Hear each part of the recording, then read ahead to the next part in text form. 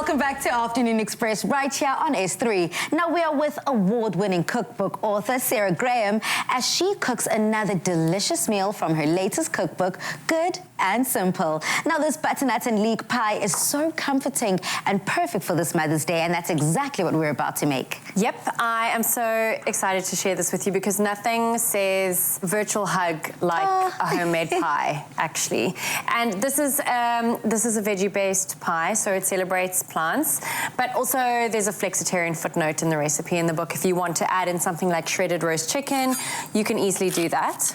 Nice. So I am starting off, I love leeks. They're kind of like a sweeter version of an onion. So I love mixing up leeks and onions together. We've got some roasted butternut as well, and this is the perfect way to use up leftover roast veggies at home. Yeah. Roasted cauliflower is also amazing. So many different things that you can add into this. And I mean, that is kind of the common thread I've seen going throughout Good and Simple. You're using just mundane, every single day items and ingredients to create extraordinary masterpieces. I love just finding different ways to hero simple, humble veggies because it's budget friendly.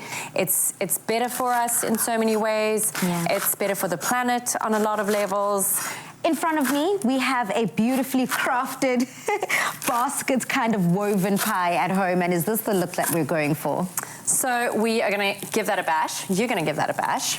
And it's called a lattice pie crust. And it's just a little bit jazzed up, basically. Yeah. So you can do straight up pastry laid over and baked until it's golden, or we can have fun with some pastry strips and make it a little bit more special. And play. Okay, so we are cooking down the leeks and the onions until they're nice and glossy and have softened. I'm adding in about a teaspoon of chopped garlic as well, and cook that out. And then I've got some dried mixed herbs as well that are gonna go in.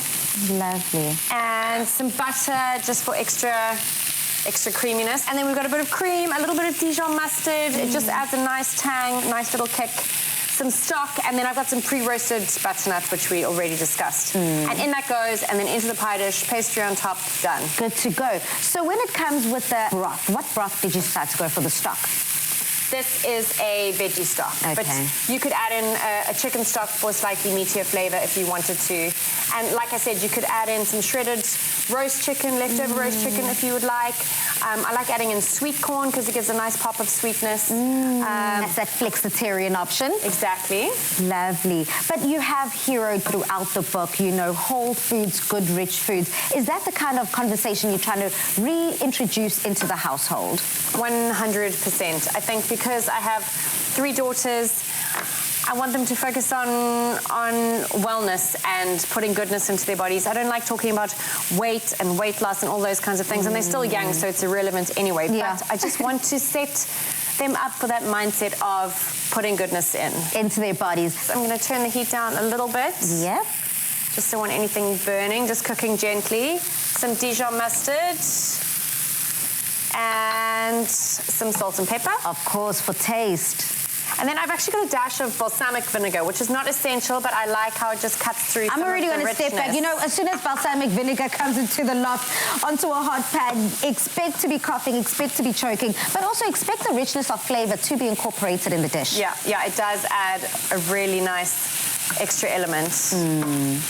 And then we've got some cream, which I'll add in towards the end. We want to see it kind of coming together, stiffening up. So what kind of consistency are we looking at before we add it onto our baking tray? So spoonable, but you don't want it to be too runny, obviously. So this cream, there's not a lot of liquid that is in there. At all. Just a little bit of stock, and the cream's gonna cook out, and as it cooks in the oven as well, the liquid will reduce. Yeah, okay, cool. And with the butternut. The colors are looking spectacular. The aromas, it is smelling truly like a winter feast here at home. Yeah, and very wintry, very comforting. That every mom will enjoy. Yep. Ready to transfer? Let's go. Oh, and just like that, just from the pan onto the tray. And then we're going to be ready to just pop our pastry over the top. I am obsessed with it. I'm loving it. I cannot wait to dive into it. Now, for something like this where the veggies are essentially already pre-cooked and pastry doesn't take that long, what would the baking time and the temperature be on this dish? So the baking time is going to be just until the pastry's golden, about 20 to 25 minutes. Oh. And because you're cutting them into strips, they're going to cook even faster than they usually would. There's less to work through. Yep. Well, bravo. Do not burn your fingers, honey. Please, she's stressing me out. One thing about moms and chefs, their fingers, do they even have any feeling in it? Well, as we are putting our finishing touches, we're about to head over to Tubbs, who is going to chat about the very special lady in his life.